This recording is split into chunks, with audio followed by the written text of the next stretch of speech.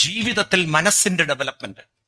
നിങ്ങൾക്കറിയാം, നമ്മുടെ ശാസ്ത്രങ്ങൾ മുഴുവൻ സംസാരിക്കുന്നത് മനുഷ്യനോടല്ല, മനസ്സിനോടാണ്. വാസ്തവത്തിൽ മനുഷ്യൻ എന്നാൽ മനസ്സാണ്.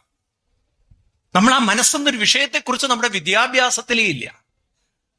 വാസ്തവത്തിൽ മനസ്സ് താളം തെറ്റിയാൽ എല്ലാം പോയി. മനസ്സിലാണ് ജീവിതം ഇരിക്കുന്നത്. മനസ്സിന് ഊർജമില്ല, ഉത്സാഹമില്ലെങ്കിൽ എവിടെയുണ്ട് ജീവിതം? മനസ്സിന് സന്തോഷവും സംതൃപ്തി ഇല്ലെങ്കിൽ എവിടെയാണ് ജീവിതം? മനസ്സിനൊരു സമചിത്തത ഇല്ലെങ്കിൽ, സ്റ്റഡീനെസ് ഇല്ലെങ്കിൽ എവിടെയാണ് ജീവിതം? ശരിയാണോ ഞാൻ പറയണത്? ശരിയാണോ ഞാൻ പറയണത്? മനസ്സ് താളം തെറ്റിയാൽ ജീവിതം താളം തെറ്റിയോ? ഉണ്ടോ? ഈ മനസ്സ് താളം തെറ്റിക്കുന്ന വിധത്തിൽ, മനസ്സിന്റെ ജീവിത ക്രമം തെറ്റിക്കുന്ന വിധത്തിൽ ഇന്ന് നമ്മുടെ ചുറ്റുപാടായിക്കൊണ്ടിരിക്കുകയാണ്. ഇന്ന് നോക്കൂ, കൊച്ചുകുട്ടികളിൽ മൊബൈൽ അഡിക്ഷൻ കൂടി വരിക. അതുകൊണ്ട് അവരുടെ പഠനത്തിലേക്കുള്ള അവരുടെ കോൺസെൻട്രേഷൻ മാറുന്നുണ്ട്. അതേപോലെ തന്നെ മൊബൈലിൽ വേണ്ടാത്തതായിട്ടുള്ള പലതും കണ്ട് കണ്ട് ഭ്രാന്ത് പിടിച്ച് പല കുട്ടികളും ഗെയിമിൽ പെട്ടുപോകുന്നു. കുറെ കുട്ടികൾ പ്രോണായിട്ടുള്ള കാര്യങ്ങൾ കണ്ട് സ്പോയിൽ ആവണു. പലരും പല രീതിയിൽ പോയി. പലരും വേണ്ടാത്ത ചിത്രങ്ങൾ അയച്ച അവസാനം ആത്മഹത്യാ വക്കിലെത്തുന്ന അവസ്ഥ ഉണ്ടോ ഇല്ലയോ? ഈ യാഥാർത്ഥ്യങ്ങളെ നമ്മൾ ആക്സെപ്റ്റ് ചെയ്യണം. അപ്പൊ ഇവിടെയാണ് നമുക്ക് how we can synchronise spirituality, അല്ലെങ്കിൽ ഹൗ വി ക്യാൻ സിങ്ക്രണൈസ് ഈ ആത്മീയതയും ജീവിതവും എങ്ങനെ കണക്ട് ചെയ്യാം. ഇവിടെയാണ് എനിക്കും നിങ്ങൾക്കുള്ള ജോലി. അപ്പൊ നമ്മൾ കുട്ടികളോട് പറഞ്ഞു കൊടുക്കേണ്ടതുണ്ട്, തലമുറകളോട് പറഞ്ഞു കൊടുക്കേണ്ടതുണ്ട്. മനുഷ്യൻ എന്നാൽ മനസ്സാണ്. ആരാ മനുഷ്യൻ? മനസ്സാണ് മനുഷ്യൻ. ഞാൻ അങ്ങനെ പറഞ്ഞുകൊണ്ട് നിങ്ങൾക്ക് അർത്ഥാവില്ല. പക്ഷെ ആ മനസ്സിലേക്ക് നമ്മൾ നോക്കേണ്ടതുണ്ട്. ഒരു അന്തർമുഖത്വം വരേണ്ടതുണ്ട്. അതുകൊണ്ടാണ് നമ്മുടെയൊക്കെ ക്ഷേത്രങ്ങളുടെ മുന്നിൽ വലിയ ദീപസ്തംഭത്തിന്റെ താഴെ ആമയുടെ രൂപം വെച്ചിരിക്കുന്നത്. നിങ്ങൾ വലിയ കൽവിളക്കിലോ അല്ലെങ്കിൽ വലിയ ദീപസ്തംഭങ്ങളിലേക്കോ നോക്കിക്കഴിഞ്ഞാൽ താഴെ കാണാൻ പറ്റുന്നത് എന്താണ്? എന്തിനാണ് ആമയെ വെച്ചത്? തമിഴ്നാട്ടിൽ ഉണ്ടാക്കിയതുകൊണ്ടാണോ?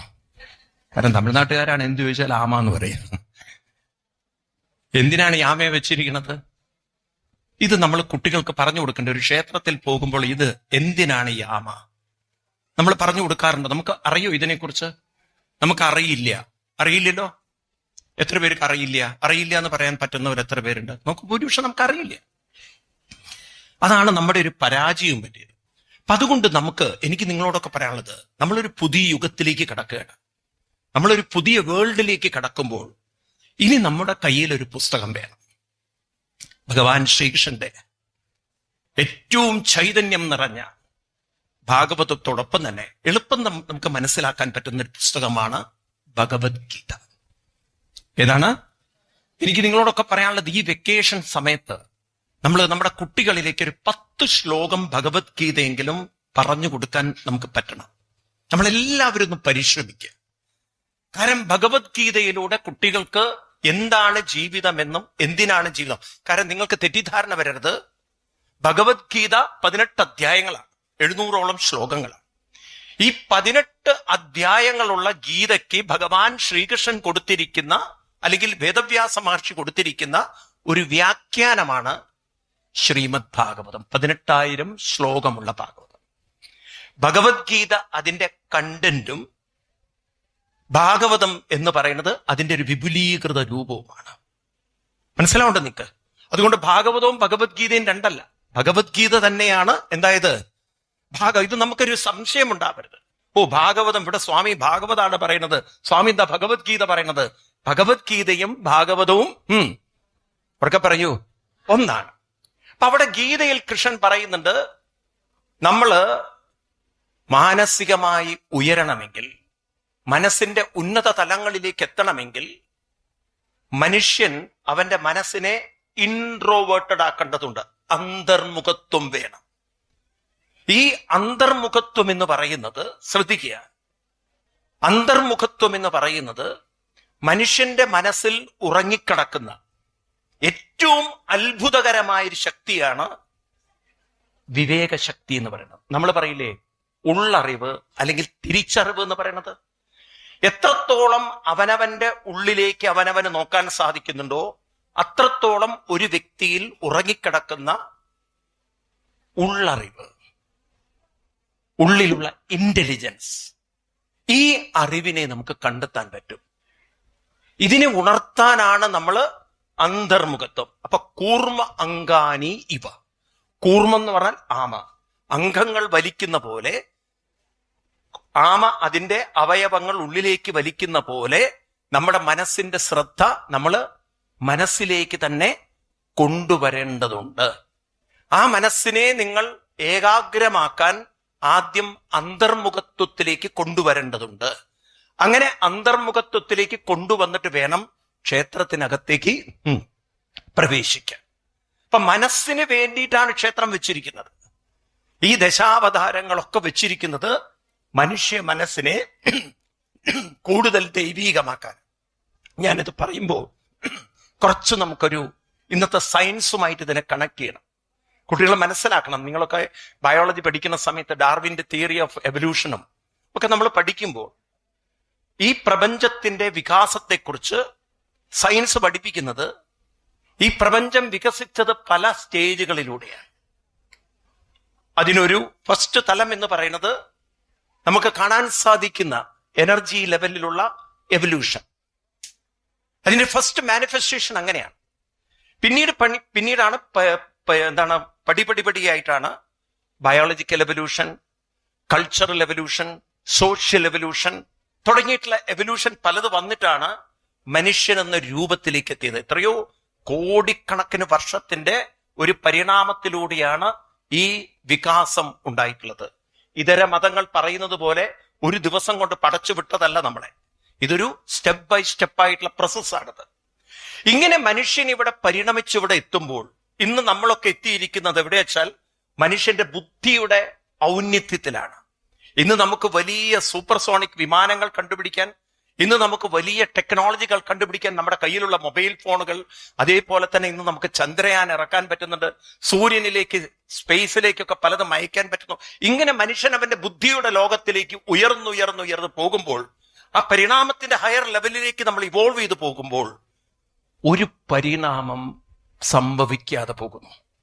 മനുഷ്യന്റെ ബുദ്ധി മാത്രം വികസിച്ചാൽ പോരാ, മനുഷ്യന്റെ മനസ്സുകൂടെ വികസിക്കേണ്ടതുണ്ട്.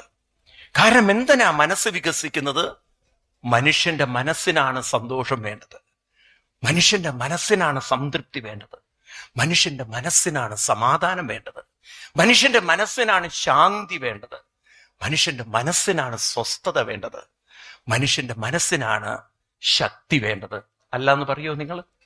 നമ്മളിതൊക്കെ പറയാറില്ല, എന്റെ മനസ്സിന് സ്വസ്ഥത പോരാ, എന്റെ മനസ്സിന് ശാന്തി, അങ്ങനെയല്ലേ നമ്മൾ പറയാറ്? ആണോ അല്ലയോ? എനിക്ക് ചോദിക്കാനുള്ളത്, ഈ മനസ്സിന്റെ പരിണാമത്തിന് വേണ്ടി, മനസ്സിന്റെ വികാസത്തിന് വേണ്ടി നമ്മുടെ വിദ്യാഭ്യാസത്തിൽ എന്തെങ്കിലും ഉണ്ടോ? എന്തെങ്കിലും പഠിപ്പിക്കുന്നുണ്ടോ? അതുകൊണ്ടല്ലേ ഇന്ന് കുട്ടികളുടെ മനസ്സിൽ മുഴുവൻ നമ്മൾ കേൾക്കുന്ന വാക്കുകൾ സ്ട്രെസ്, ടെൻഷൻ ഉണ്ടോ? പണ്ട് നമ്മൾ ഈ വാക്കുകളൊന്നും കേട്ടില്ല. ഡിപ്രഷൻ കേൾക്കുന്നുണ്ടോ? ഇന്ന് കണ്ടമാനം സൈക്യാട്രിസ്റ്റുമാർ വരുന്നു, സൈക്കോളജിസ്റ്റുകൾ വരുന്നു. കാരണം ഡിപ്രഷനിലേക്ക് പോകുന്നു മനസ്സ്. ഉണ്ടോ ഇല്ലയോ? എന്താണെന്നും മിണ്ടാത്തത് നിങ്ങൾ? ഉണ്ടോ ഇല്ലയോ? എന്തുകൊണ്ട് ഇത് സംഭവിക്കുന്നു? കാരണം മനസ്സ് എവിടെയോ നിയന്ത്രണം വിട്ടു, മനസ്സ് എവിടെയോ താളം തെറ്റുന്നു. അപ്പൊ ഇവിടെ ബുദ്ധിപരമായി പലതും കണ്ടുപിടിക്കാൻ കഴിയുന്നുണ്ടെങ്കിലും മാനസികമായ സംഘർഷങ്ങളും പിരിമുറുക്കങ്ങളും അസ്വസ്ഥതകളും അവശതകളും മനുഷ്യ ജീവിതത്തിൽ കൂടുകയാണോ കുറയാണോ ചെയ്യുന്നത്? ഉറക്കെ പറയൂ, ഇതിനെന്താ വഴി? എന്റെ ചോദ്യം ഇതാണ്. ലോകം വികസിക്കുന്നതോടൊപ്പം, ശാസ്ത്രം വികസിക്കുന്നതോടൊപ്പം മനുഷ്യന്റെ മനസ്സും വികസിക്കേണ്ടതുണ്ടോ ഇല്ലയോ? അപ്പൊ മനുഷ്യന്റെ മനസ്സ് വികസിപ്പിക്കാൻ എന്താണ് വഴി? എന്താണ് ആ മനസ്സിന്റെ വികാസം എന്ന് പറയുന്നത്? ഇവിടെയാണ് നമ്മുടെ ക്ഷേത്രങ്ങളിലൂടെ നമ്മുടെ ഋഷിവര്യന്മാർ പറയാതെ നമുക്ക് അറിവ് തന്നത്. നമ്മുടെ ഒരു കഷ്ടകാലത്തിന് നമുക്കത് വായിച്ചെടുക്കാനുള്ള കഴിവുണ്ടായില്ല. ഇപ്പൊ നിങ്ങളൊരു ക്ഷേത്രത്തിൽ പോകുന്ന സമയത്ത് ആ ക്ഷേത്രത്തിന്റെ ആ ചൈതന്യത്തിൽ, ആ അന്തരീക്ഷത്തിൽ അവിടെ ഇരിക്കുമ്പോൾ, ഇത്രയും ആളുകൾ ഒന്നിച്ചിരിക്കുന്ന സമയത്ത്, നിങ്ങൾ നാമജപം ചെയ്യുമ്പോൾ, കീർത്തനങ്ങൾ ചൊല്ലുമ്പോൾ, നിങ്ങൾ ഇവിടെ ഇരിക്കുമ്പോൾ, നിങ്ങളറിയാതെ നിങ്ങളുടെ മനസ്സിലേക്ക് കടന്നു വരുന്ന ഒരു ഊർജമുണ്ട്. ആ ഊർജത്തിന്റെ പേരാണ് ആത്മീയ ഊർജം. എന്താണ്? ഒരു ആത്മീയ ഊർജമുണ്ട്. ഇത് നമ്മുടെ മനസ്സിനെ നമ്മൾ അറിയാതെ പരിവർത്തനം വരുത്തുന്നുണ്ട്. നിങ്ങൾ അറിയാതെ പരിവർത്തനം വരുത്തും. മനുഷ്യ മനസ്സിൽ ഉറങ്ങിക്കിടക്കുന്ന ദൈവീക ശക്തികളെ ഉണർത്തിക്കൊണ്ട് ആ മനസ്സിനെ പ്രാപ്തിയുള്ള, കഴിവുള്ള, ശക്തിയുള്ള, കരുത്തുള്ള, ഊർജമുള്ള, തനിക്കും സമൂഹത്തിന് ഉപകാരം ചെയ്യാൻ പറ്റുന്ന ഒരു വ്യക്തിത്വമാക്കി പരിവർത്തനം വരുത്തിയെടുക്കുക. അത് സാധിക്കണമെങ്കിൽ മനസ്സിനെ പരിവർത്തനം വരുത്താൻ സാധിക്കണം. നിങ്ങൾ ഗുരുവായൂർ ക്ഷേത്രത്തിലേക്ക് നോക്കുക. പൂന്താനം എന്ന് പറയുന്ന ഒരു കവി അല്ലെങ്കിൽ സാധാരണ മനുഷ്യൻ അവിടെ ഇരുന്ന് ഉപാസിച്ച് അവസാനം വലിയ മനോഹരമായ ഒരു ജ്ഞാനപ്പാന എഴുതുന്നു. വാതരോഗം വന്നൊരു ഭട്ടതിരിപ്പാട് ആ ഗുരുവായൂർ ക്ഷേത്രത്തിൽ ചെന്നിരുന്ന് ഗുരുവായൂരപ്പന് ഉപാസിച്ച് നാരായണീയം എന്നൊരു കൃതി എഴുതുന്നു. നിങ്ങൾ നോക്കൂ, ഭാരതത്തിലുണ്ടായ സകല കൃതികളും, എല്ലാ കൃതികളും ജീവിതത്തിന്റെ പല പ്രശ്നങ്ങളിലൂടെ കടന്നുപോയവർ എഴുതിയവരാണ്. രാമായണം എടുത്തു നോക്കിക്കഴിഞ്ഞാൽ വാത്മീകി എന്ന് പറയുന്ന ഒരു കവിയുടെ മുന്നിൽ അല്ലെങ്കിൽ രത്നാകരന്റെ മുന്നിൽ ഒരു സമസ്യ, ഒരു ചോദ്യം, നിങ്ങൾ ചെയ്യുന്ന പാപങ്ങളൊക്കെ നിങ്ങളുടെ വീട്ടുകാരൊക്കെ കൂടെ ഉണ്ടാകും, അനുഭവിക്കുക എന്ന്. ഭാര്യ വളരെ വ്യക്തമായ ഉത്തരം പറഞ്ഞു. എനിക്ക് തോന്നാറുണ്ട് ഭാര്യ പെരുമ്പാവൂരുകാരിയായിരിക്കണമെന്ന്. കാരണം ഭാര്യ വളരെ സത്യം പറഞ്ഞു, നിങ്ങൾ ചെയ്യുന്നതൊക്കെ നിങ്ങൾ തന്നെ അനുഭവിക്കേണ്ട ഒരു മനുഷ്യ. നിങ്ങൾ അങ്ങനെയല്ലേ പറയാ? ആണോ അല്ലയോ? എന്നാൽ ഈ രത്നാകരൻ പെരുമ്പാവൂരുകാരനായിരുന്നില്ല. കാരണം ഇന്ന് ഭാര്യ പറയാണ്, നിങ്ങൾ ചെയ്തു കൂട്ടുന്നൊക്കെ നിങ്ങൾ അനുഭവിക്കണം എന്ന് പറഞ്ഞു കഴിഞ്ഞാൽ ഒരു ആവറേജ് ഭർത്താവ് എങ്ങനെയായിരിക്കും പെരുമാറുക? ഒന്നും മിണ്ടാത്തത് ഞാൻ പറയണ്ടല്ലോ എന്തായിരിക്കുന്നത്. അപ്പം കിട്ടിയിട്ടുണ്ടാ മറുപടി, ഇതിനാണോ നിങ്ങളൊക്കെ തീറ്റി പോയിട്ടുണ്ടെന്ന് ചോദിച്ചിട്ട്. എന്നാൽ രത്നാകരൻ ഈ ചോദ്യം തലയിൽ കയറി. നാളെ എൻ്റെ കൂടെ ഞാൻ മാത്രമേ ഉണ്ടാവുള്ളൂ, നാളെ എൻ്റെ കൂടെ ഞാൻ മാത്രമേ ഉണ്ടാവുള്ളൂ. ഈ ബോധം നമുക്ക് പലപ്പോഴും ഉണ്ടാവാറില്ല. നമ്മുടെ കൂടെ നമ്മളെ ഉണ്ടാവുള്ളൂ.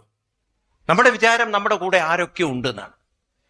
ഇവിടെ ഇരിക്കുന്ന പെൺകുട്ടികളോടൊക്കെ എനിക്ക് പറയാനുള്ളത്, ഈ ബോധം നിങ്ങൾക്ക് നേരത്തെ ഉണ്ടാവണം. നമ്മുടെ കൂടെ നമ്മളെ ഉണ്ടാവുള്ളൂ. What you mean by that? ഇപ്പൊ നമ്മൾ അർത്ഥെടുത്തിരിക്കുന്നത് എന്റെ കൂടെ എന്റെ ജോലി ഉണ്ടാവും, എന്റെ കൂടെ എന്റെ പണം ഉണ്ടാവും, എന്റെ കൂടെ എന്റെ ആരോഗ്യം ഉണ്ടാവും. ഇതാണോ ഞാൻ എന്റെ കൂടെ ഉണ്ടാവുന്നുള്ളത്? ആണോ? എന്റെ ജോലി എന്റെ കൂടെ ഉണ്ടാവുന്നതാണോ ശരി? അല്ല. എന്റെ പണം എന്റെ കൂടെ ഉണ്ടാവുന്നതാണോ ശരി? കാരണം ഞാൻ ഇന്ന് ഇങ്ങോട്ട് വരുന്ന സമയത്ത് രാവിലത്തെ പേപ്പർ വായിച്ചപ്പോൾ എനിക്ക് കിട്ടിയൊരു വാർത്ത, എത്രയോ ലക്ഷങ്ങളുടെ ലോട്ടറി അടിച്ച ആൾ അവസാനം ആത്മഹത്യ ചെയ്തു എന്നുള്ളതാണ്. പണമുണ്ടായിട്ടും ആത്മഹത്യ ചെയ്യുന്നു ഇല്ലേ? പണം, സമ്പത്ത്, കണ്ടമാനം പണം ഉണ്ടായിട്ടും ആത്മഹത്യ ചെയ്യുന്ന ആളുകളുടെ നാട്ടിലാണ് നമ്മൾ ഇരിക്കുന്നത്. സമാധാനമില്ല. നിങ്ങൾ കണ്ടില്ലേ, വയനാട്ടിലാണ് 50,000 ഒറ്റ സ്ക്വയർ ഫീറ്റുള്ള ഒരാൾ വീട് വെച്ച് ആ മനുഷ്യനാണ് ദുബായിൽ 7ാമത്തെ നിലയിൽ നിന്ന് താഴെ ചാടി ആത്മഹത്യ ചെയ്തത്. കോടിക്കണക്കിന് സമ്പത്ത് ഒരു വശത്ത്, പക്ഷെ കോടിക്കണക്കിന് കടബാധ്യത വേറൊരു ഭാഗത്ത്. ഇതാണ് നമ്മൾ കണ്ടുകൊണ്ടിരിക്കുന്നത്. അപ്പൊ മനസ്സെന്ന് പറയുന്ന സാധനം താളം തെറ്റിയാൽ പണമുണ്ടായിട്ടും കാര്യമില്ല, വിദ്യാഭ്യാസം ഉണ്ടായിട്ടും കാര്യമില്ല, ആരോഗ്യമുണ്ടായിട്ടും. അപ്പൊ ഒരു മനുഷ്യന്റെ കൂടെ, നിന്റെ കൂടെ നിങ്ങളെ ഉണ്ടാവുള്ളൂ എന്ന് പറയുമ്പോൾ എന്താണ് അർത്ഥമാക്കുന്നത്? ആരോഗ്യമുള്ള ഒരു മനസ്സാണ് നമ്മുടെ കൂടെ ഉണ്ടാവേണ്ടത് എന്നല്ലേ? ആണോ? ആരോഗ്യമുള്ള ഒരു മനസ്സുണ്ടെങ്കിലേ നമുക്ക് ജീവിത പ്രതിസന്ധികളെ തരണം ചെയ്യാൻ സാധിക്കുകയുള്ളൂ. ഈ ആരോഗ്യമുള്ള ഒരു മനസ്സെങ്ങനെയാ ഉണ്ടാവുക? എങ്ങനെയാണ് മനസ്സിന് ആരോഗ്യമുണ്ടാക്കുക? മനസ്സിനെ ആരോഗ്യമുണ്ടാക്കുക എന്ന് പറഞ്ഞാൽ ആരോഗ്യമുണ്ടാവുകയാണ്. ശരീരത്തിന് നമ്മൾ ഭക്ഷണം കൊടുത്താൽ ആരോഗ്യമുണ്ടാവുകയാണ്. ഒരാൾ എക്സസൈസ് ചെയ്യുമ്പോൾ ശരീരത്തിന് ആരോഗ്യമുണ്ടാവുകയാണ്. ഉണ്ടാക്കാൻ പറ്റില്ല ഒന്നും. ഉണ്ടോ? ഉണ്ടാക്കാൻ പറ്റുമോ? അങ്ങോട്ട് എല്ലാം ഉണ്ടാവുകയാണ്. നിരന്തരമായ പരിശീലനത്തിലൂടെ രൂപാന്തരം സംഭവിക്കുകയാണ്. ഒരു പൂപ്പയിൽ എപ്രകാരമാണോ ഒരു സുന്ദരമായ ഒരു പൂമ്പാറ്റ രൂപപ്പെടുന്നത്, ഇതുപോലെയാണ് മനുഷ്യന്റെ മനസ്സ് രൂപാന്തരം വരുന്നത്. ഇങ്ങനെ രൂപാന്തരം വരണമെങ്കിൽ ആ മനസ്സിനെ രൂപാന്തരപ്പെടുത്തുന്ന കുറച്ച് ഊർജം അതിലേക്ക് വരേണ്ടതുണ്ട്, ശക്തി അതിലേക്ക് വരേണ്ടതുണ്ട്. വേണോ? ഒരു ശക്തി നമ്മുടെ മനസ്സിലേക്ക് കടന്നു വരുമ്പോൾ അതിന്റെ സ്വാധീനം കൊണ്ടാണ് നമ്മൾ പലതുമായി തീരുന്നത്. ഏത് ചിന്തകളാണോ നിങ്ങളുടെ ഉള്ളിലേക്ക് കടന്നു വരുന്നത്, ആ ചിന്തകൾക്കനുസരിച്ചാണ് മനുഷ്യന്റെ വ്യക്തിത്വം രൂപപ്പെടുന്നത്. അതുകൊണ്ടാണ് നമ്മൾ കൂട്ടുകെട്ടെന്ന് പറയുന്നത്. കൂട്ടുകെട്ടെന്ന് പറഞ്ഞു കഴിഞ്ഞാൽ ആ വ്യക്തികളിൽ നിന്ന് കിട്ടുന്ന ചിന്തകൾ നമ്മുടെ വ്യക്തിത്വത്തെ രൂപപ്പെടുത്തുന്നതിൽ വളരെ സ്വാധീനിക്കുന്നു. ഒരു കൈകേകി താളം തെറ്റിപ്പോയത് മന്ദരയുമായിട്ടുള്ള കൂട്ടുകെട്ടാണെന്ന് പറഞ്ഞു കഴിഞ്ഞാൽ മന്ദര ഉണ്ടാക്കുന്ന ചിന്താഗതികൾ കൈകേകിയെ വളരെയധികം സ്വാധീനിക്കുന്നത് കൊണ്ടാണ്. അപ്പൊ നമ്മളെ സംബന്ധിച്ച് നല്ലത് സ്വാധീനിക്കണം. ഇന്ന് നോക്കൂ, നമ്മുടെ ചുറ്റുപാടിലേക്ക് കുട്ടികൾ ഇറങ്ങുമ്പോൾ കയ്യിലിരിക്കുന്ന മൊബൈല്, അല്ലെങ്കിൽ അതിലുള്ള പല വീഡിയോസ്, യൂട്യൂബുകള്, അല്ലെങ്കിൽ അവരുടെ കൂട്ടുകെട്ടുകള്, ഇതൊക്കെ അവരുടെ മനസ്സിനെ കൂടുതൽ കൂടുതൽ ശക്തിപ്പെടുത്തുന്നതാണോ? ആണോ? അല്ല. അപ്പൊ പിന്നെ എങ്ങനെയാ അവരുടെ മനസ്സിനെ ശക്തിപ്പെടുത്തുക? നാളെ അവരുടെ കൂടെ അവരുടെ ആരോഗ്യമുള്ള ഒരു മനസ്സേ ഉണ്ടാവുകയുള്ളൂ. എങ്ങനെ അവരുടെ മനസ്സിനെ ആരോഗ്യമുള്ളതാക്കി തീർക്കും? അതിന് നമുക്കിന്ന് പദ്ധതികളുണ്ടോ? ഉണ്ടോ? അതിനാണ് നമുക്ക് ക്ഷേത്രങ്ങൾ തന്നിരിക്കുന്നത്. ക്ഷേത്രങ്ങളുടെ ലക്ഷ്യം അതാണ്. ഒരു മനുഷ്യന്റെ മനസ്സിന്റെ ശക്തി ഉണർത്തുക, അതിനെ കഴിവുള്ളതാക്കുക, കരുത്തുള്ളതാക്കുക. അങ്ങനെ സാധിക്കുമോ എന്ന് ചോദിച്ചു കഴിഞ്ഞാൽ സാധിച്ച ചരിത്രമാണ് ഭാരതത്തിലുള്ളത്. ഗുരുവായൂരപ്പനെ ഉപാസിച്ച പൂന്താനത്തിന് ഉണ്ണികൃഷ്ണൻ മനസ്സിൽ കളിക്കുമ്പോൾ ഉണ്ണികൾ മറ്റു വേണമോ മക്കളായി എന്ന് പറയാൻ സാധിച്ചത് ഒരു മകന്റെ മരണത്തെ ഉൾക്കൊള്ളാനുള്ള, അതിനെ അതിവർത്തിക്കാനുള്ള ഒരു മനോബലം ഉള്ളത് കൊണ്ടാണ്. ആണോ? നിങ്ങൾ നാരായണീയം എടുത്ത് നോക്കിക്കഴിഞ്ഞാൽ നാരായണീയത്തിൽ കാണാൻ സാധിക്കുന്നത് വാതരോഗം കൊണ്ട് തളർന്നുപോയ ഭട്ടതിരിപ്പാടിന്റെ മനസ്സിനെ തളരാൻ അദ്ദേഹം അനുവദിച്ചില്ല. ശരീരം തളർന്നു, മനസ്സ് തളരാൻ അനുവദിച്ചില്ല. ആ മനസ്സിന്റെ ചിന്തകൾ മുഴുവൻ ഭഗവാനെ കുറിച്ചുള്ള ചിന്തകളായപ്പോൾ, നാമജപങ്ങളും മറ്റും ആയപ്പോൾ, ആ നാമജപത്തിന്റെ ചിന്ത കൊണ്ട് അതിലേക്ക് മനസ്സ് സ്വാധീനിക്കപ്പെട്ടപ്പോൾ മനസ്സ് രൂപാന്തരപ്പെട്ടു. കൂടുതൽ കൂടുതൽ ഒരു കരുത്തും കൂടുതൽ ശക്തിയും ആ മനസ്സിന് വന്നപ്പോൾ അദ്ദേഹം പറഞ്ഞു, ഇപ്പോൾ ഈ വാതരോഗമൊന്നും എന്നെ ബാധിക്കുന്നില്ല. വാതരോഗമുണ്ട് ശരീരത്തിന്, പക്ഷെ ഈ രോഗങ്ങളൊന്നും എന്നെ അല്പം പോലും ബാധിക്കുന്നില്ല. That means the mind can completely get transformed. അതിന്റെ ശ്രദ്ധ മുഴുവൻ തിരിച്ചുവിട്ടു. ഒരു വശത്ത് തളരേണ്ടിയിരുന്ന വ്യക്തി ആ തളർന്നു പോവാതെ, അത്തരം തളർത്തുന്ന ചിന്താഗതികളിലേക്ക് പോവാതെ, തന്നെ ഉണർത്തുന്ന ഊർജമുണ്ടാക്കുന്ന ചിന്താധാരകളിലേക്ക് മനസ്സിനെ തിരിച്ചുവിടാൻ അദ്ദേഹത്തിന് സാധിച്ചു. ഞാൻ ചോദിക്കട്ടെ, നമ്മുടെ കുട്ടികൾ, വളർന്നു വരുന്ന കുട്ടികൾ ജീവിതത്തിൽ പല പ്രശ്നങ്ങളെയും അഭിമുഖീകരിക്കേണ്ടവരാണ്. ആണോ? ഈ പ്രശ്നങ്ങളിലേക്ക് അവരുടെ ശ്രദ്ധ പോവാതെ, ആ ശ്രദ്ധയിലൂടെ ആ പ്രശ്നം അവരെ സ്വാധീനിക്കാതെ തളർന്നു പോവാതിരിക്കണമെങ്കിൽ അവരുടെ ശ്രദ്ധയെ അവർക്ക് തിരിച്ചുവിടാൻ വേണ്ടി എന്തെങ്കിലും ഒരു പരിഹാരം ഉണ്ടാക്കണ്ടേ? വേണോ വേണ്ടയോ? ഞാനും നിങ്ങളും അന്ധമായി പറയുന്ന ചില കാര്യങ്ങളുണ്ട്. എനിക്ക് ദയവ് വിചാരിച്ച് നിങ്ങളോട് കൈകൂപ്പി പറയാനുള്ളതാണത്. പ്രാർത്ഥിക്കുക എന്നുള്ള വാക്കുണ്ടല്ലോ, നമ്മൾ തെറ്റായിട്ട് ഉപയോഗിക്കരുത്. കാരണം ഹിന്ദു മതത്തിൽ പല വാക്കുകളും വളരെ തെറ്റായി ഉപയോഗിക്കപ്പെട്ട വാക്കുകളാണ്. പ്രാർത്ഥിക്കുക, പ്രാർത്ഥിക്കുക എന്ന് പറഞ്ഞാൽ പലരും തെറ്റിദ്ധരിച്ചിരിക്കുന്നതാണ്, ദൈവത്തോട് പ്രാർത്ഥിച്ചാൽ ദൈവം പ്രശ്നങ്ങളൊക്കെ പരിഹരിക്കുന്നതാണ്. അങ്ങനെയല്ല ഇപ്പൊ നിങ്ങൾ പഠിപ്പിക്കുന്നത്? ആണോ അല്ലയോ? ആണോ അല്ലയോ? അല്ല. ദൈവത്തോട് പ്രാർത്ഥിച്ചു കഴിഞ്ഞാൽ ദൈവം എല്ലാ പ്രശ്നങ്ങളും പരിഹരിക്കുന്നല്ലേ നിങ്ങൾ കുട്ടികളോട് പറഞ്ഞു കൊടുക്കുന്നത്? എന്താ നിങ്ങൾ സൈലന്റ് മോഡിലിട്ടിരിക്കുന്നത്? നിങ്ങൾ അങ്ങനെയല്ലേ പറഞ്ഞു കൊടുക്കുന്നത്? ആണോ അല്ലയോ? ഞാൻ ചോദിക്കട്ടെ, അങ്ങനെ നിങ്ങൾ ദൈവത്തോട് പ്രാർത്ഥിക്കാൻ പറഞ്ഞാൽ ദൈവം പ്രശ്നങ്ങൾ പരിഹരിക്കും, നിങ്ങൾക്ക് ഉറപ്പുണ്ടോ പരിഹരിക്കുന്നു? നോണ പറയരുത്, സത്യമേ പറയാം. അങ്ങനെ ദൈവം വന്ന് പ്രശ്നങ്ങൾ പരിഹരിക്കുമോ? എന്താ ഒന്നും മിണ്ടാത്തത് നിങ്ങൾ? ഒരു ദൈവത്തിനും ഒരാളുടെ പ്രശ്നവും പരിഹരിക്കാൻ സാധ്യമല്ല. എന്തുകൊണ്ട് സാധ്യമല്ല? അവിടെയാണ് നമ്മൾ മനസ്സിലാക്കേണ്ടത്. ഓരോ മനസ്സും വ്യത്യസ്തമാണ്, സ്വതന്ത്രമാണ്. നമുക്ക് ഓരോരുത്തർക്കും തീരുമാനിക്കാനുള്ള ശേഷിയും കഴിവുമുണ്ട്. എന്റെ മനസ്സ് എന്ത് ചിന്തിക്കണം, എന്ത് ചിന്തിക്കരുത്, നമുക്ക് ആ സ്വാതന്ത്ര്യം തന്നിട്ടുണ്ട്. നമ്മുടെ അഹങ്കാരം അത്ര സ്വതന്ത്രമാണ്. ആണോ? സ്വതന്ത്രമായ ഒരു അഹങ്കാരം ഉണ്ടായാൽ, ശ്രദ്ധിക്കണം നിങ്ങൾ, സ്വതന്ത്രമായ ഒരു ചിന്താഗതികൾ ഉണ്ടെങ്കിൽ ആ സ്വതന്ത്രമായ ചിന്താഗതിയുള്ളവർക്ക് ചിന്തിക്കുന്നതിലും സ്വാതന്ത്ര്യമുണ്ട്. അവരവരവര് തന്നെ തീരുമാനിക്കണം. അതുകൊണ്ടാണ് നമ്മൾ ചെറുപ്പകാലം മുതൽ പറയാറ്, അവനവന് നന്നാവണമെന്ന് ആർക്ക് തോന്നണം? അച്ഛൻ പ്രാർത്ഥിച്ചാൽ, അമ്മ പ്രാർത്ഥിച്ചാൽ കുട്ടികൾക്ക് ബുദ്ധി കൂടുവോ? വിദ്യാഭ്യാസം കൂടുവോ? അച്ഛൻ വായിച്ചു കഴിഞ്ഞാൽ, അതാണല്ലോ ഇപ്പൊ സംഭവിക്കുന്ന വീടുകളിലൊക്കെ. ഹോംവർക്കൊക്കെ അമ്മമാരാണല്ലോ ചെയ്യുന്നത്. അമ്മമാര് ഹോംവർക്ക് ചെയ്താൽ കുട്ടിയുടെ ബുദ്ധി കൂടുവോ? കൂടുവോ? നിങ്ങൾ ചിന്തിക്കും. നമ്മൾ ഹിന്ദുക്കളെ മാറേണ്ടതുണ്ട്. കാരണം നമ്മളാണ് വഴിതെറ്റിക്കുന്ന കുട്ടികളെ. കാരണം എനിക്ക് നിങ്ങളോട് കൈ കൂപ്പി അപേക്ഷിക്കാനുള്ള ചില കാര്യങ്ങൾ പറയാനുള്ളത്. ദയവ് വിചാരിച്ച് ഈ വെക്കേഷനാണ് വരാൻ പോകുന്നത്. ഈ കുട്ടികളെ നിങ്ങൾ വെറുതെ വിടരുത്. കുറച്ച് അവരെ ഒരു ആത്മീയ ബോധത്തിലേക്ക് വളർത്തണം. കാരണം നാളെ വലിയ ലോകത്തിലേക്കാണ് അവരിറങ്ങി ചെല്ലുന്നത്. മനസ്സിലായില്ലേ? അല്ലെങ്കിൽ അവര് മൊബൈലിലും അല്ലെങ്കിൽ നിങ്ങൾ ട്യൂഷനും പറഞ്ഞയക്കും. കുറെ അക്കാഡമിക് എഡ്യൂക്കേഷൻ മാത്രം പോരാ. കുട്ടികളുടെ ജീവിതത്തിൽ മനസ്സിന് മനോബലമുണ്ടാക്കുന്ന, മനഃശക്തി ഉണ്ടാക്കുന്ന കാര്യങ്ങളെ നമുക്ക് പരിശീലിപ്പിക്കേണ്ടതുണ്ട്. ഹിന്ദുമതം അതാണ് പഠിപ്പിക്കുന്നത്. ഹിന്ദുമതം ആ ഒരു തലത്തിലേക്കാണ് മനുഷ്യനെ ഉയർത്തുന്നത്. അപ്പൊ നമ്മുടെ ചോദ്യം ഇതാണ്, ഈ മനസ്സിനെ എങ്ങനെയാണ് നമ്മൾ തിരിച്ചുവിടേണ്ടത്? അത് മനസ്സിലാക്കണം. നിരന്തരമായ പരിവർത്തനം കൊണ്ടേ മനസ്സിന് ശക്തി ഉണ്ടാവുള്ളൂ. ഒരു ദിവസം അമ്പലത്തിൽ പോയി പ്രാർത്ഥിച്ചതുകൊണ്ട്, 2 ദിവസം പ്രാർത്ഥിച്ചുകൊണ്ട് മനസ്സിന് പരിണാമം ഉണ്ടാവില്ല. പ്രാർത്ഥന എന്ന് പറയുന്നത് തന്നെ കേണപേക്ഷിക്കുന്നതല്ല, നിരന്തരമായ ചില ഉപാസനകളാണ്. അതുകൊണ്ട് നമ്മളൊരു അമ്പലത്തിൽ പോകുമ്പോൾ എന്ത് വേണം? കുട്ടികളെ കൊണ്ട് നിങ്ങൾ ഒരു 108 തവണയെങ്കിലും നാമം ജപിപ്പിക്കാൻ പരിശീലിപ്പിക്കണം. എത്ര കണ്ട് നമ്മൾ നാമം ജപിക്കുന്നുണ്ടോ നിങ്ങൾക്ക് അതിന്റെ സയൻസ് മനസ്സിലാവും.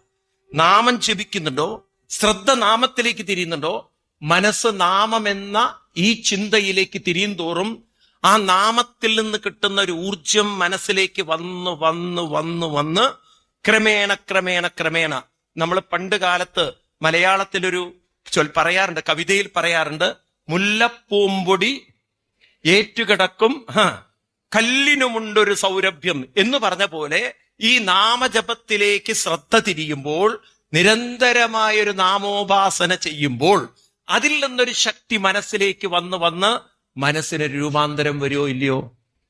വരുമോ ഇല്ലയോ? ഇത് നമ്മൾ കുട്ടികളെ കൊണ്ട് പരിശീലിപ്പിക്കണ്ടേ? അതുകൊണ്ട് ഈ വെക്കേഷനിൽ 2 പ്രതിജ്ഞകൾ നിങ്ങൾ ചെയ്യണം. 2 കാര്യങ്ങൾ, വേറൊന്നും ചെയ്യണ്ട.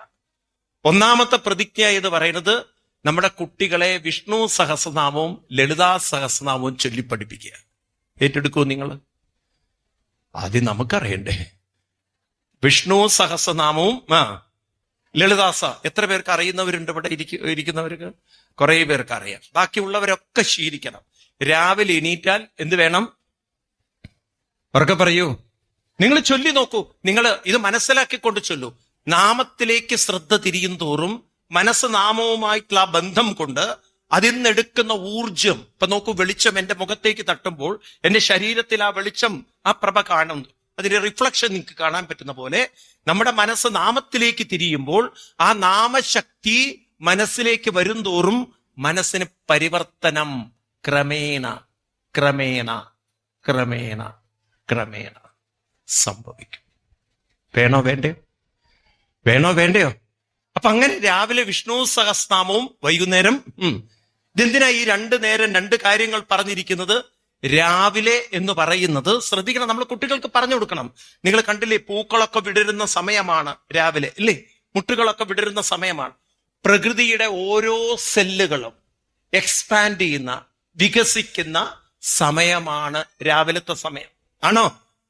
ഈ സമയത്ത് നമ്മുടെ ബുദ്ധിയും നമ്മുടെ മനസ്സും വികസിക്കണമെങ്കിൽ അതിനെ ഇപ്പൊ സൂര്യന്റെ കിരണത്തിലേക്ക് അവരുടെ ആ ഒരു കിരണം തട്ടുമ്പോഴാണ് ഈ പൂക്കൾ അല്ലെങ്കിൽ മുട്ടുകളൊക്കെ വിടരുന്നെങ്കിൽ മന്ത്രത്തിലേക്ക് ശ്രദ്ധ തിരിക്കുന്ന മനസ്സ്, അതിനും ഒരു വികാസം ഉണ്ടാവില്ലേ?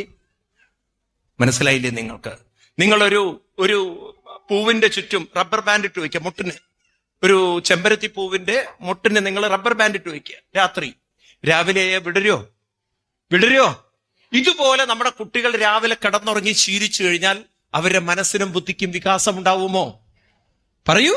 ഇപ്പൊ രാവിലെ തന്നെ കുട്ടികളെ കൊണ്ട് നമ്മൾ പരിശീലിപ്പിക്കണം. അതിനാദ്യം മുതിർന്നവർ ചൊല്ലി ശീലിക്കണം. അപ്പൊ അവരുടെ മനസ്സ് വിടരാൻ തുടങ്ങും, മനസ്സ് വികസിക്കാൻ തുടങ്ങും. മനസ്സിലാവുണ്ടല്ലോ?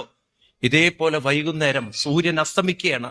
സൂര്യൻ അസ്തമിക്കുന്ന സമയത്ത് എല്ലാം കൂമ്പി അടയുകയാണ്, കൂടിച്ചേരുകയാണ്. ഈ സമയത്ത് ലളിതാ സഹസ്രനാമം തുടങ്ങിയിട്ടുള്ള മന്ത്രങ്ങൾ ചൊല്ലുന്ന സമയത്ത് അന്ന് മനസ്സ് കൂട്ടിച്ചേർന്ന് അല്ലെങ്കിൽ അക്യുമുലേറ്റ് ചെയ്ത് അല്ലെങ്കിൽ മനസ്സിൽ അങ്ങനെ നിറഞ്ഞിരിക്കുന്ന വേണ്ടാത്ത ചിന്തകളെയൊക്കെ നമുക്ക് തുടച്ചു മാറ്റാൻ ഇത്തരത്തിലുള്ള നാമസങ്കീർത്തനം കൊണ്ട് സാധിക്കും. മനുഷ്യന്റെ മനസ്സിന്റെ പ്രശ്നം എന്താ അറിയോ? അതിങ്ങനെ കുമിച്ചു കൂട്ടുന്ന ചിന്തകളൊക്കെ ഒരു പ്രായമായാൽ നമുക്ക് വലിയ ഭാരവും ബാധ്യതയും ഉണ്ടാക്കുമോ? തലയിൽ നിന്ന് ബാക്കിയെല്ലാം ഇറക്കി വെക്കാം. ചിന്തകളെ മാറ്റാൻ ഇതുവരെ മരുന്ന് കണ്ടുപിടിച്ചിട്ടുണ്ടോ? മനുഷ്യന് ഉറക്കമില്ലായ്മ കൂടി വരുന്നു, മനുഷ്യന് സ്വസ്ഥതയില്ലായ്മ കൂടി വരുന്നു. കാരണം മനസ്സിൽ അത്രമാത്രം ചിന്തകൾ കുമിഞ്ഞു കുമിഞ്ഞു കുമിഞ്ഞു കൂടിക്കിടക്കുകയാണ്. എനിക്ക് ചോദ്യം ഇതാണ് നിങ്ങളോട്. മനസ്സിൽ ഈ ചിന്തകൾ കുമിഞ്ഞു കൂടുന്തോറും മനുഷ്യൻ ഊർജമുള്ളവനാകുമോ തളർന്നവനാകുമോ? മനസ്സിൽ ഭാരം കൂടുന്തോറും മനസ്സിന് ശക്തി കൂടുമോ മനസ്സിന് ശക്തി കുറയുമോ? പറയൂ നിങ്ങൾ. കൊച്ചുകുട്ടികൾ എന്താ ഊർജത്തോടുകൂടി ഉത്സാഹത്തോടുകൂടി നടക്കുന്നത്? കാരണം അവരുടെ മനസ്സിലെ ചിന്തകൾ വളരെ കുറവാണ്. അപ്പൊ ഈ ചിന്തകൾ എങ്ങനെ മാറ്റാൻ സാധിക്കും? ലോകത്തിൽ ഫിസിക്സ് നല്ലവണ്ണം മനസ്സിലാക്കിയ ഭാരത ഋഷിവര്യന്മാരാണ്. ഇന്ന് ഐൻസ്റ്റീനിയൻ ഫിസിക്സ് നമ്മളെ പഠിപ്പിക്കുന്നു, യു കാൺ ഡിസ്ട്രോയ് എനർജി എന്ന്. You can't create energy and can't destroy energy. ഒരുപക്ഷെ ഭാരതത്തിലെ ഋഷിവര്യന്മാര് 5000 വർഷം മുമ്പ് പറഞ്ഞു വെച്ചിരിക്കുകയാണ്, യു കനോട്ട് ഡിസ്ട്രോയ് എനർജി. നിങ്ങൾ നോക്കൂ, ഗീതയിലെടുത്ത് നോക്കാൻ കാണാം, അച്ഛേദ്യോയമദാഖ്യോയം അക്ലേദ്യോ ശോഷ്യയേവച നിത്യ സർവകദസ്ഥാണു അജലോയം സനാതന. ഈ ശ്ലോകങ്ങൾക്ക് എടുത്തു നോക്ക് നിങ്ങൾ. 5000 വർഷം മുമ്പ് പറഞ്ഞാണ് അച്ഛേദ്യോയം, ഛേദിക്കാൻ പറ്റില്ല.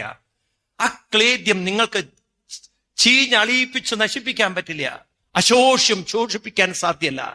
കാരണം ഊർജത്തെ നിങ്ങൾക്ക് ഒരു വിധത്തിലും നശിപ്പിക്കാൻ. കമോൺ, ഐൻസ്റ്റീൻ അതന്നെയാ പറഞ്ഞത്. Neither energy can be created not it can be destroyed. ഇത് ഭാരതത്തിലെ ഋഷിവര്യന്മാര് പറയുന്നു, ഇതിനെ നശിപ്പിക്കാൻ ഒരു കാരണവശാലും സാധ്യല്ല. പക്ഷേ നിങ്ങൾ നോക്കൂ, കൃഷ്ണൻ പറയുന്നത് ഓരോ വ്യക്തികളുണ്ടല്ലോ, അതാണ് നമുക്ക് വളരെ ശ്രദ്ധിക്കാനുള്ളത്. പല കുട്ടികളും അമ്മമാര് ശ്രദ്ധിക്കുക, പലതരത്തിലുള്ള മാനസികമായി വിഷമങ്ങൾ ഉണ്ടെങ്കിൽ നിങ്ങൾ പ്രാർത്ഥിച്ചു കൂട്ടി ചരട് കെട്ടി പോവരുത് കുട്ടികളെ. ഇതൊക്കെ നിങ്ങൾ ഒരു ഭാഗ്യമായി ചെയ്തോളൂ. പക്ഷെ ആ കുട്ടികളുടെ മനസ്സിനെ പരിവർത്തനം വരുത്തണം. കൃഷ്ണൻ പറയാണ്, ഈ മനസ്സിനെ നിങ്ങൾക്ക് നശിപ്പിക്കാൻ സാധ്യമില്ലെങ്കിലും മനസ്സിനെ നിങ്ങൾക്ക് പരിവർത്തനം വരുത്താം. എന്താണ് പരിവർത്തനം വരുത്താം? നിങ്ങൾ ഭഗവത്ഗീതയിലെ 14-ാം അധ്യായത്തിൽ 20-ാം ശ്ലോകം എടുത്തു നോക്കിക്കഴിഞ്ഞാൽ ഭഗവാൻ പറയും, ഈ ദേഹിയെ ഗുണാനേതാനദിത്യത്രീൻ ദേഹി ദേഹ സമുദ്ഭവാൻ. ഗുണാൻ ഏതാൻ അദീത്യ. അദീത്യ പറഞ്ഞാൽ ട്രാൻസെൻഡ് ചെയ്യുക, മറികടക്കാൻ സാധിക്കുക. അപ്പോ ഏത് വ്യക്തിയെയും, കഴിവില്ലാത്ത വ്യക്തികളെയും നമുക്ക് ഉറക്കെ പറയൂ, കഴിവുള്ളവരാക്കാം. വളരെ ഡള്ളായി ഒരു തളർന്നിരിക്കുന്നവരെയും ഊർജമുള്ളവരാക്കാം. അപ്പൊ ഓരോ വ്യക്തിയും എങ്ങനെയായി തീരണം എന്ന് നിശ്ചയിക്കുന്നത് അവരുടെ മനസ്സിൽ കൂടിക്കിടക്കുന്ന ചിന്തകളാണ്. അല്ലേ? ആണോ അല്ലയോ? ആ ചിന്തകളെ നമുക്ക് പരിവർത്തനം വരുത്തിയെടുക്കാൻ സാധിക്കും. ആ പരിവർത്തനം വരുത്തിയെടുക്കണമെങ്കിൽ നല്ല ചിന്തകളുമായി ആ മനസ്സിനെ ചേർക്കണം. ഒന്നിനോട് ചേർക്കുമ്പോഴാണ്, ഒരു ശക്തി കിട്ടുമ്പോഴാണ് വേറെ ശക്തിയിൽ നമ്മൾ പുറത്തു വരുന്നത്. സൂര്യൻ ഉദിക്കുമ്പോഴാണ് ഇരുട്ട് മാറുന്നത്. സൂര്യൻ ഉദിക്കാത്തോടത്തോളം കാലം, വെളിച്ചം വരാത്തോടത്തോളം കാലം ഇരുട്ടിനെ മാറ്റാൻ നമുക്ക് സാധ്യമല്ല. പറ്റുമോ? ഉള്ളിലുള്ള ഇരുട്ട് മാറ്റണമെങ്കിൽ, ഉള്ളിലുള്ള അന്ധകാരം മാറ്റണമെങ്കിൽ, ഉള്ളിലുള്ള ദുർബലത മാറ്റണമെങ്കിൽ ഉള്ളിലേക്കൊരു എനർജി വരണ്ടേ? വേണോ വേണ്ടയോ? ഉറക്കെ പറയൂ നിങ്ങള്. അപ്പൊ നമ്മൾ വിഷ്ണു സഹസ്രനാമം ചൊല്ലണോ? വേണോ? ലളിതാ സഹസ്രനാമം ചൊല്ലണോ? കുട്ടികളെ കൊണ്ട് ചൊല്ലിച്ചു നോക്കൂ.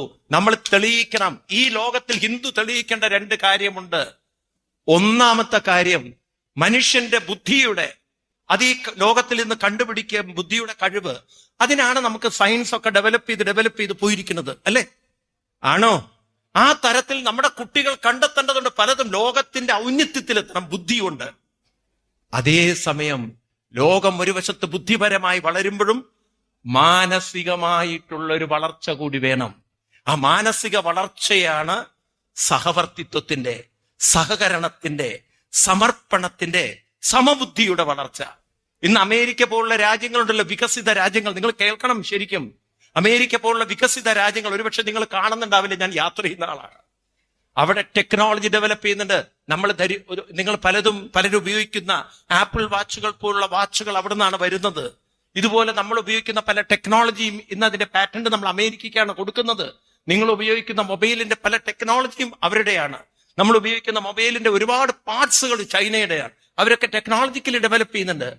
പക്ഷെ മെന്റലി, മാനസികമായി അവർ വളരെ താഴോട്ട് പോയിക്കൊണ്ടിരിക്കുകയാണ്. ഭാരതം മാനസികമായി ഉയർന്നുകൊണ്ടിരിക്കുന്നു. നമ്മുടെ ആത്മീയത എന്ന് പറയുന്നത്, ഭാരതത്തിന്റെ ഹിന്ദുമതം എന്ന് പറയുന്നത് മനസ്സിനെ ഉണർത്തുന്ന, മനസ്സിനെ ഉയർത്തുന്ന, മനസ്സിനെ സമചിത്തമാക്കുന്ന, മനസ്സിനെ മറ്റുള്ളവരെ പോലും കൈപിടിച്ചുയർത്തുന്ന ശക്തി ശക്തിയുടെ സ്വരൂപമാണ് ഭാരതത്തിന്റെ ആത്മീയത. മനസ്സിലാവുണ്ടല്ലോ? അന്ധമായി തൊഴുതു പോകുന്നതല്ല. എന്തിനാണ് അയോധ്യയിൽ രാമക്ഷേത്രം പണിതിരിക്കുന്നത്? അതിപ്പോ വലിയ വിവാദങ്ങളായി കേരളത്തിൽ കൊണ്ടു നടക്കുന്നവരുണ്ട്. പക്ഷെ നിങ്ങൾക്ക് വ്യക്തമായ ഉത്തരം ഉണ്ടാവണം. എന്തിനാണ് നമുക്ക് അയോധ്യയിൽ രാമക്ഷേത്രം? ഇതിന് ഉത്തരം എന്താണ്? രാമൻ എന്ന വാക്കിന്റെ അർത്ഥം നമ്മൾ പഠിക്കണം. വെറുതെ നമ്മൾ രാമ രാമ പറഞ്ഞ പോരാ. ഇപ്പൊ നമുക്ക് മുന്നിൽ കാണിച്ചു വെച്ചിരിക്കുന്ന ചിത്രം രാമന്റെ ഒരു വിഗ്രഹം മാത്രമാണ്. പക്ഷെ രാമൻ എന്ന ശബ്ദത്തിനർത്ഥം രമതി. ഒന്ന് പറയൂ എല്ലാവരും. രമിക്കുക. നമ്മൾ പറയാറുണ്ടല്ലോ വാക്ക്, അവൻ അതിൽ രമിച്ചിരിക്കുകയാണെന്ന് പറയാറുണ്ട്. ഉണ്ടോ? രമിക്കുന്നത് മനസ്സുകൊണ്ടല്ലേ? ആണോ അല്ലയോ? മനസ്സുകൊണ്ടല്ലേ? അപ്പൊ മനസ്സുമായി ബന്ധപ്പെട്ട പേരാണ് രാമൻ. നമുക്ക് മറ്റൊരു രാമനാവേണ്ടതുണ്ട്. നമ്മളിപ്പോ പലതിലും രമിച്ചിരിക്കുന്നവരാണ്. അവളെ കണ്ട് രമിച്ചിരിക്കുന്നവരാണെന്ന് ചെറുപ്പക്കാരെ കുറ്റം പറയും ചില അമ്മമാർ. അവളിൽ രമിച്ചിരിക്കുകയാണ്. പണ്ടൊക്കെ പറയും അവൻ ശാപ്പാട്ട് രാമനാണെന്ന്. പണ്ടൊക്കെ ശാപ്പാട്ട് രാമന്മാരായി, പിന്നെയാണ് സീരിയൽ രാമന്മാര് വന്നത്. ആണോ? എന്നാൽ ഇവിടെ നമ്മൾ ഒന്നിലും ഒരു കാര്യത്തിലൂടെ രമിക്കേണ്ടതുണ്ട്. അതിന്റെ പേരാണ് ആത്മാരാമൻ. ആരാണ്? അവനവനിൽ രമിക്കുക. അവനവന്റെ മനസ്സിന്റെ നല്ലത് ചെയ്യുന്നതിൽ രമിക്കുക. ഒരു സഹവർത്തിത്വത്തിൽ രമിക്കുക. അതുപോലെ തന്നെ നന്മ ചെയ്യുന്നതിൽ രമിക്കുക. അങ്ങനെ രമിക്കാലോ? ഉണ്ടോ? ഒരു സമചിത്തതയിൽ രമിക്കുക. വേണോ വേണ്ടയോ? അതൊക്കെ സാധിക്കണമെങ്കിൽ, മനസ്സ് വികസിക്കണമെങ്കിൽ അവന് ആത്മീയമായ കാര്യത്തിൽ, സാധനകളിൽ, ഉപാസനകളിൽ, നാമജപങ്ങളിൽ രമിക്കാൻ സാധിക്കണം. ഇതിനാണ് രാവിലെ അച്ഛനും അമ്മയും കുട്ടികളെ അമ്പലത്തിൽ കൊണ്ടുപോയി വെറുതെ നിങ്ങൾ തൊഴിപ്പിച്ച് കൊണ്ടുപോകരുത്. കുറച്ചു നേരം ഒരു 108 തവണയെങ്കിലും അവരെ കൊണ്ട് നാമം ജപിപ്പിച്ച് ക്രമേണ അവരുടെ മനസ്സ് നാമത്തിൽ രമിക്കുമ്പോൾ അവരുടെ മനസ്സിന് ഊർജശക്തി പറയൂ കൂടി വരുമ്പോൾ ബുദ്ധിപരമായും വികസിക്കും, മാനസികമായും വികസിക്കും. ഒരു മനുഷ്യന്റെ സമ്പൂർണ്ണ വികാസം എന്ന് പറയുന്നത് ബുദ്ധിപരമായ വികാസത്തോടൊപ്പം മാനസിക. ഇപ്പൊ നമ്മുടെ അവസ്ഥ എന്താണെന്നറിയോ? ഒരു മനുഷ്യന്റെ ഒരു അവസ്ഥ നിങ്ങൾ ചിന്തിച്ചു നോക്കൂ. നിങ്ങൾ കണ്ടു കാണും, മന്ത് കാലം എന്നുള്ളൊരു കാലുണ്ടല്ലോ, ഇല്ലേ? കാലിന് മന്ത് പിടിച്ചാൽ, ഒരു കാലില് മന്ത് എന്ന് വിചാരിക്കുക, ഒരു കാലില് പോളിയോ ബാധിച്ചാൽ ആ മനുഷ്യൻ എങ്ങനെ നടക്കുക? മനസ്സിലായില്ല? ഒരു കാല് മന്ത് കാലം, മറ്റൊരു കാല് പോളിയോ ബാധിച്ച കാലുമാണെങ്കിൽ എങ്ങനെയാ നടക്കുക? എന്തോന്നും മിണ്ടാത്തത് നിങ്ങള്? നടക്കാൻ പറ്റുമോ? നടക്കാൻ പറ്റില്ല. ബുദ്ധിപരമായി കുറെ പഠിച്ചു വെച്ചു. നോക്കൂ നിങ്ങൾ, നമ്മുടെ കുട്ടികളൊക്കെ ഇരുന്നായി അവര് കമ്പ്യൂട്ടറിന്റെ മുന്നിലിരിക്കുന്നു, അവര് പണം ഒരുപാട് സമ്പാദിക്കുന്നു. ഒരുപക്ഷെ മന്ദകാല് പിടിച്ച പോലെയാണത്. എന്നാൽ മാനസികമായി ഈ പക്വതയും ഒക്കെ ഉള്ളവര് കുറവാണോ കൂടുതലാണോ? ഉറക്കെ പറയൂ നിങ്ങൾ. ഇത് ഒരു കാലം മന്ദും ഒരു കാലം പോളിയോ ബാധിച്ചതുപോലെയാണോ? നിങ്ങളിത് ഇപ്പം മിണ്ടണില്ല. ഉണ്ടോ ഇല്ലയോ? എത്ര പേരുടെ വീട്ടിലുണ്ട് അങ്ങനെയുള്ളവര്? കൈപൊക്കട്ട. ഒക്കെ ഒരുവിധം അങ്ങനെയാണ്. നമ്മളിപ്പോ കുട്ടികളെ എങ്ങനെയാണോ വാർത്തെടുക്കുന്നത്, അങ്ങനെയാണോ വാർത്തെടുക്കുന്നത്? കുറെ ബുദ്ധിപരമായ അറിവുണ്ട്, കഴിവുകളുണ്ട്, പലതുമുണ്ട്.